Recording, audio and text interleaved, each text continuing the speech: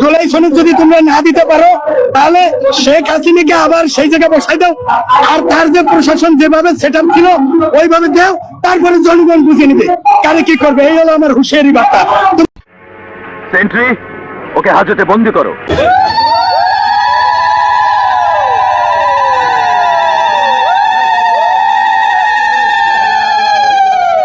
ঠিক আছে, একসাথে আমার হিন্দু ভাইরা সবাই মাসিরা গলায় জোর দিয়ে হিন্দু মুসলিম ভাই ভাই, হিন্দু মুসলিম ভাই ভাই, হিন্দু মুসলিম ভাই ভাই, হিন্দু মুসলিম ভাই ভাই।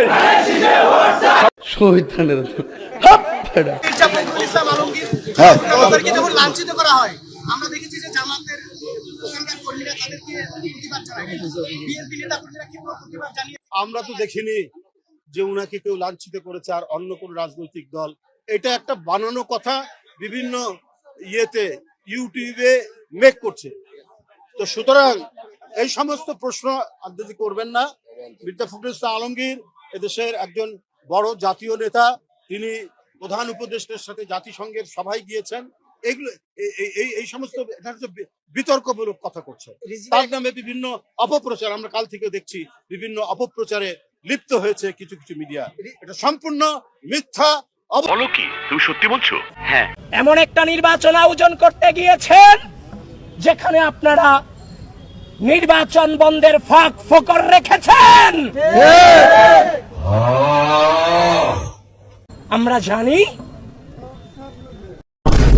আচ্ছা, এর কোনো আত্মীয় স্বজন নাই নিয়ে আপনারা একটু পাবনা নিয়ে ভর্তি করে দেন। আওয়ামী লীগের যারা ভোটার তাদের কি সিটিজেনশিপ ক্যান্সেল করা হয়েছে?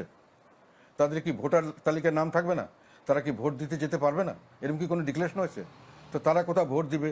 তারা যদি আমার পার্টিতে ভোট দেয়, এটা আশঙ্কা কেন? যদি ভোট দিতে হয় তারা আমাদেরকে দেবে, আমরা না থাকলে তারা বিএনপিকেও দিতে পারে, যদি বিএনপির সঙ্গে একটা ভালো বিএনপি যদি সুযোগ।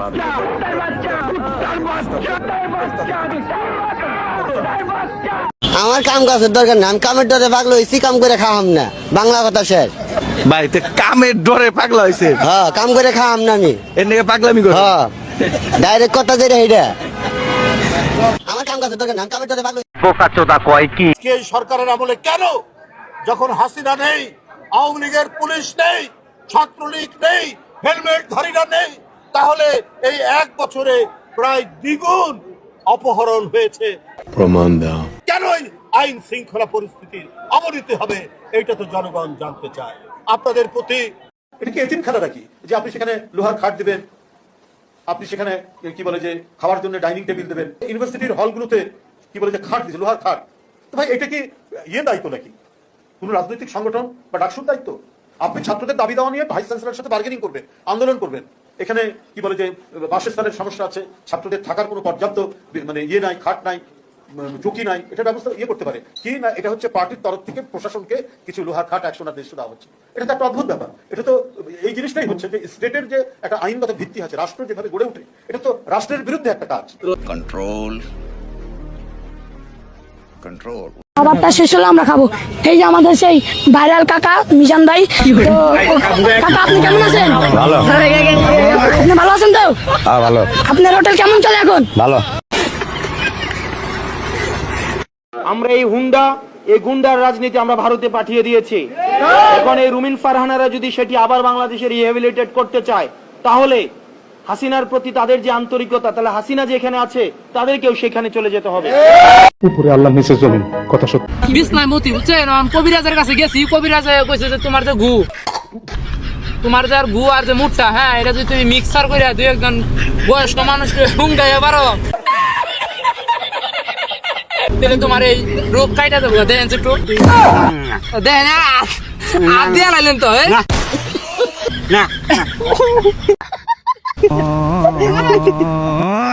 জামাতের মহাসচিব মিয়া গোলাম পরোয়ার চ্যালেঞ্জ জানিয়েছে মির্জা ফখরুল ইসলাম আলমগীরকে। মির্জা ফখরুল ইসলাম আলমগীর যেন জবাব দেয় জামাত কোথায়, কখন, কার সাথে মিটিং করে বলেছে যে জামাতকে 30টা আসন দিতে, আর এই 30টা আসন জামাত না পেয়ে বিএনপির কাছ থেকে এখন পিআরের আন্দোলন করছে, এই বক্তব্য দিয়েছেন মির্জা ফখরুল ইসলাম আলমগীর।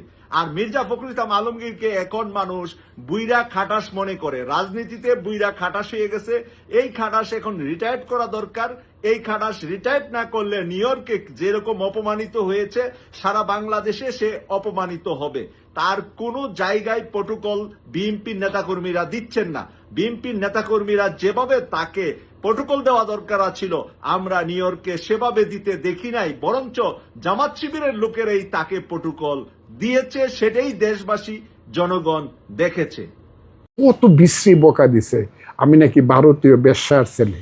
হ্যাঁ, সে আমাকে যারা ফজু পাগলা বলল, আমি প্রথম দিন এত দুঃখ পাইছিলাম। আমাকে ফজু পাগলা বলে, আমাকে যার জীবনে ক্লাস 1 থেকে 10 পর্যন্ত সেকেন্ড হওয়ার কোনো রেকর্ড নাই।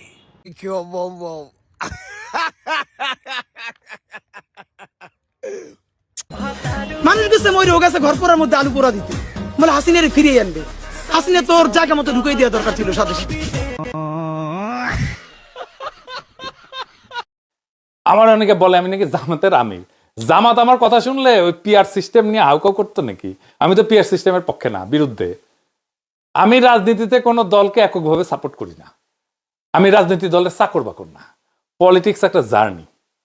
এই রাস্তায় আমি হাঁটবো, আমার রাস্তায় আমি হাঁটবো, যে সাথে আসবে কিছুদিন সাথে সাথে চলবে, চললে ভালো, না চললে খোদা হাফেজ, বাংলাদেশ জিন্দাবাদ।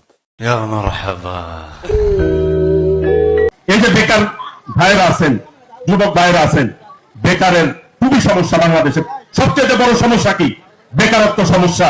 শিক্ষিত লোক চাকরি ঠিকভাবে পায় না। আগামী দিনে বিএনপি যদি আল্লাহর রহমতে জনগণের ভোটে নির্বাচিত হয়, 1 কোটি কর্মসংস্থানের ব্যবস্থা করবে বিএনপির ভারপ্রাপ্ত চেয়ারম্যান দেশ নায়ক তারেক রহমান।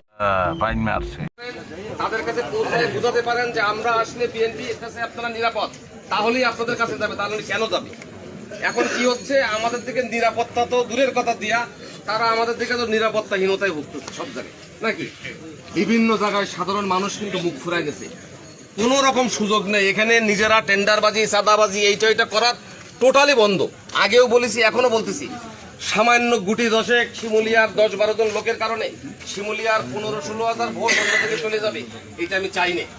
আপনাদের এই ক্ষমতা দেওয়া হয়নি 10 জন যে ব্যক্তিগতভাবে আপনারা নিজেদেরকে টাকার প্রাসাদ করে তুলবেন, আর এখানে সাধারণ বিএনপি যারা আছে, যারা সৎ সরল জীবনযাপন করে, তাদেরকে বিপদে ফেলে দিবেন। আওয়ামী লীগ তো পালাই গেছিল ইন্ডিয়াতে, বাংলাদেশের 3 দিকে ইন্ডিয়া, আরেক পাশে কি বঙ্গোপসাগর। তাহলে আমাদের জন্য কোন পাশটা খোলা আছে? এই জন্য বলতেছে আমাদের কিন্তু একটা পাশে খোলা আছে। আর